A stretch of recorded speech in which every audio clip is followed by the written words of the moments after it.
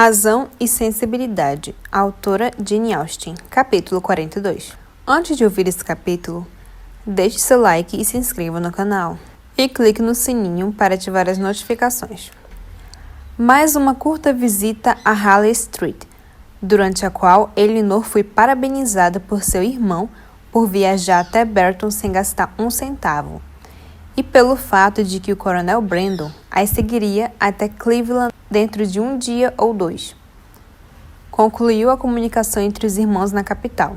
Um débil convite de Fanny para que fossem até Norland quando estivessem passando por lá, o que era o evento mais improvável, junto com uma garantia mais calorosa, porém menos pública, de John para Elinor, da rapidez com que ele a visitaria em Delaford.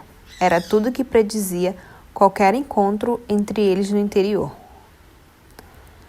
Advertia observar que todos os seus amigos pareciam determinados a mandá-la para Delaford, um lugar que, dentre todos os outros, ela menos gostaria de visitar ou onde desejaria residir, pois não só era considerado seu futuro lar por seu irmão e pela senhora Jennings, como também Lucy, ao se despedirem, convidou-a insistentemente para visitá-la lá.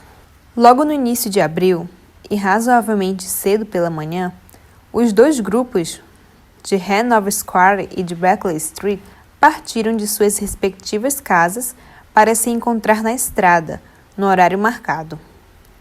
Para o conforto de Charlotte e da criança, a viagem levaria mais de 2 dias, e o Sr. Palmer, viajando mais rapidamente com o Coronel Brandon, se encontraria com elas em Cleveland, logo após chegarem. Marianne, por mais escassos que houvessem sido seus momentos de prazer em Londres, e por mais ávida que estivesse por deixá-la, não conseguiu, quando chegou a hora, despedir-se sem grande sofrimento da casa onde havia esperança e confiança em Willoughby, agora extintas para sempre. Tampouco conseguiu abandonar a cidade na qual Willoughby permanecia, ocupado com novos compromissos e esquemas, dos quais ela não compartilhava, sem derramar muitas lágrimas. A satisfação de Elinor no momento da partida era mais positiva. Não tinha tal objeto para fixar seus pensamentos persistentes. Não havia deixado para trás ninguém de quem sua separação eterna a daria um minuto de tristeza. E estava contente por se livrar da perseguição da amizade de Lucy, grata por levar sua irmã para longe, sem ser vista por Willoughby desde seu casamento, e aguardava ansiosamente o que alguns meses de tranquilidade em Barton poderiam fazer para restaurar a paz de espírito de Marianne e confirmar a sua própria. Sua viagem transcorreu em segurança. O segundo dia as trouxe até o estimado, ou proibido, condado de Somerset, que era considerado pela imaginação de Marianne, ora de um jeito, ora de outro. E, na manhã do terceiro dia, chegaram a Cleveland. Cleveland era uma casa espaçosa e de arquitetura moderna, situada em um gramado inclinado. Não tinha bosque, mas os jardins para passeio eram razoavelmente grandes, e como todos os outros lugares de mesma importância, tinha sua plantação de arbustos aberta e uma trilha mais fechada. Um caminho de cascalho que circundava uma plantação levava até a frente da casa. O gramado era pontilhado por árvores.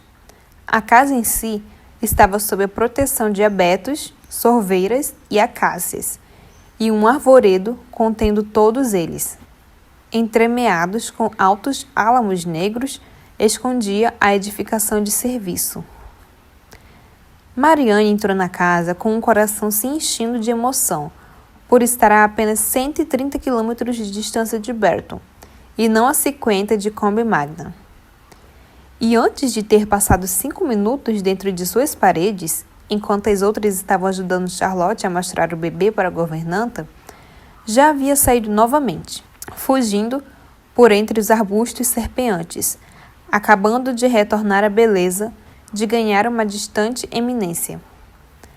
Naquele momento, do templo grego, seu olhar, passando por uma vasta extensão de terras em direção sudeste, repousou sobre as colinas mais distantes do horizonte e fê-lo imaginar que de seus cumes Combe Magna podia ser vista. Em tais momentos de preciosa e valiosa infelicidade, ela deleitou-se com lágrimas de agonia por estar em Cleveland. E, voltando por um caminho diferente até a casa, sentindo todo o privilégio da liberdade do campo, de poder andar por todos os cantos em livre e deliciosa solidão, decidiu passar quase todas as horas de todos os dias em que estivesse com Spalmer na indulgência de tais passeios solitários. Voltou a tempo de juntar-se aos outros enquanto saíam da casa, para fazer uma excursão pelas cercanias. Passaram o resto da manhã tranquilamente, descansando no jardim de temperos, examinando as trepadeiras sobre seus muros e escutando os jardineiros se lamuriando por causa das pragas. Jogando o tempo fora na estufa, onde a perda de suas plantas preferidas, que haviam sido descuidadamente expostas ao tempo e mortas pelos últimos dias de geada, fez com que Charlotte risse. E também, visitando o pátio em que mantinham as aves, onde ela encontrou novas fontes de diversão nas esperanças desapontadas da criada responsável pelos animais, devido às galinhas que abandonaram os ninhos ou foram pegas por raposas, ou a rápida diminuição de pintinhos que pareciam promissores. A manhã estava bonita e seca, e Marianne, planejando sair, não havia se preparado para qualquer mudança no tempo durante sua estadia em Cleveland. Portanto, foi com grande surpresa que se viu impedida de sair novamente após o jantar, por uma persistente chuva. Estava contando com um passeio ao crepúsculo até o templo grego, e talvez pelo terreno todo.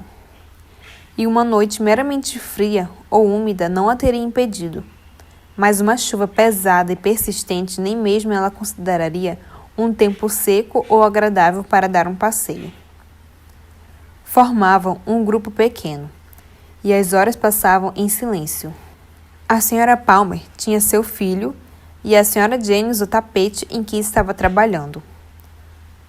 Conversavam sobre os amigos que haviam deixado para trás.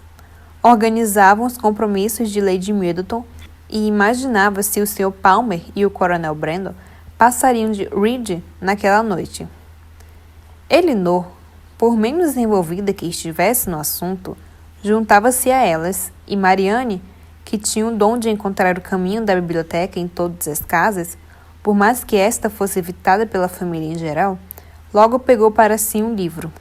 Por parte da Sra. Palmer, não faltava nada que pudesse ser suprido por bom humor constante e amistoso, para que ela se sentisse em casa. A franqueza e a cordialidade de seus modos mais do que compensavam a falta de compostura e elegância que costumava fazer com que fosse deficiente em polidez.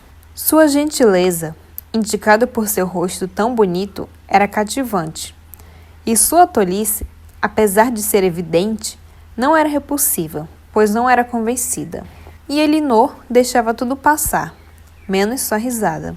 Os dois cavalheiros chegaram no dia seguinte, a tempo de jantar tarde, ensejando um agradável aumento do grupo e uma bem-vinda variedade em suas conversas, que havia sido bastante reduzida por uma longa manhã de chuva contínua.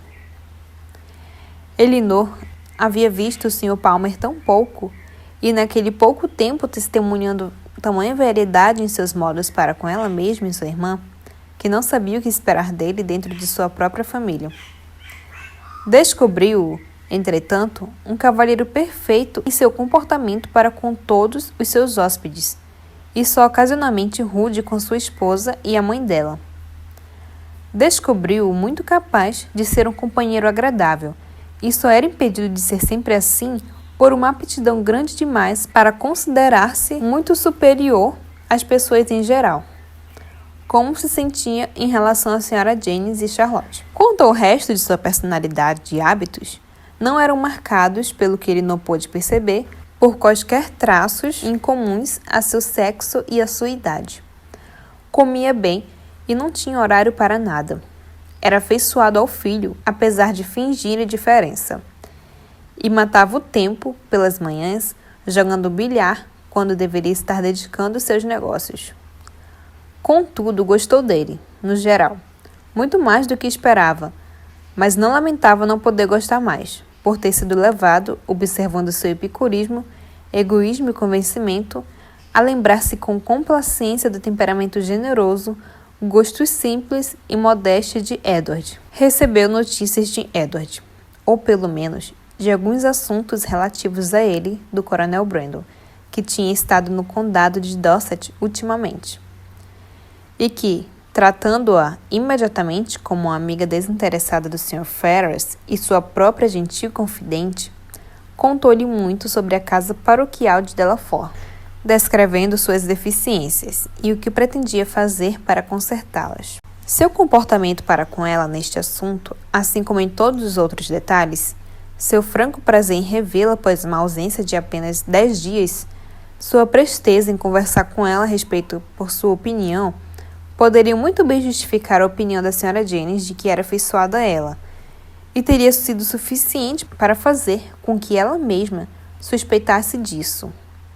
Talvez, se Elinor não continuasse acreditando, como acreditara desde o começo, que Marianne era a verdadeira favorita dele. Mas, sendo as coisas do jeito que eram, tal ideia não havia entrado em sua cabeça, exceto por sugestão da Sra. Jennings.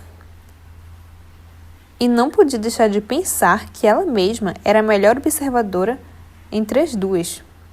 Observava os olhos dele, enquanto a Sra. Jennings só se concentrava em seu comportamento. E devido ao fato de que seus olhares de solicitude, ansiosa por Marianne, estar sentindo, na cabeça e na garganta, o começo de uma forte gripe, não foram expressos em palavras, escaparam inteiramente à atenção da senhora.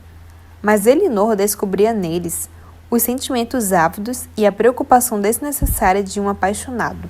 2 deliciosos passeios ao crepúsculo, na terceira e quarta noite de sua estadia, não somente no cascalho seco do caminho de arbustos, como também por todas as partes do terreno, especialmente nas mais distantes, onde havia um pouco mais de mata selvagem do que no resto, onde as árvores eram mais velhas e a grama mais comprida e molhada, haviam, auxiliadas pela imprudência ainda maior de sentar-se com sapatos e meias molhados, feito com que Marianne pegasse um resfriado tão forte que, apesar de ignorado ou negado por 1 ou 2 dias, ensejou a preocupação de todos e a atenção dela mesma, conforme piorava. Conselhos jorraram de todos os cantos, e, como de costume, foram todos desconsiderados.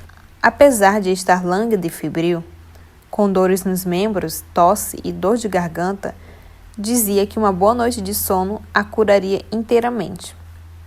E foi com dificuldade que Elinor convenceu-a, quando foi para a cama, a tentar 1 ou 2 dos remédios mais simples. Se você gostou deste capítulo, deixe seu like e se inscreva no canal. Clique no sininho para ativar as notificações. Até a próxima!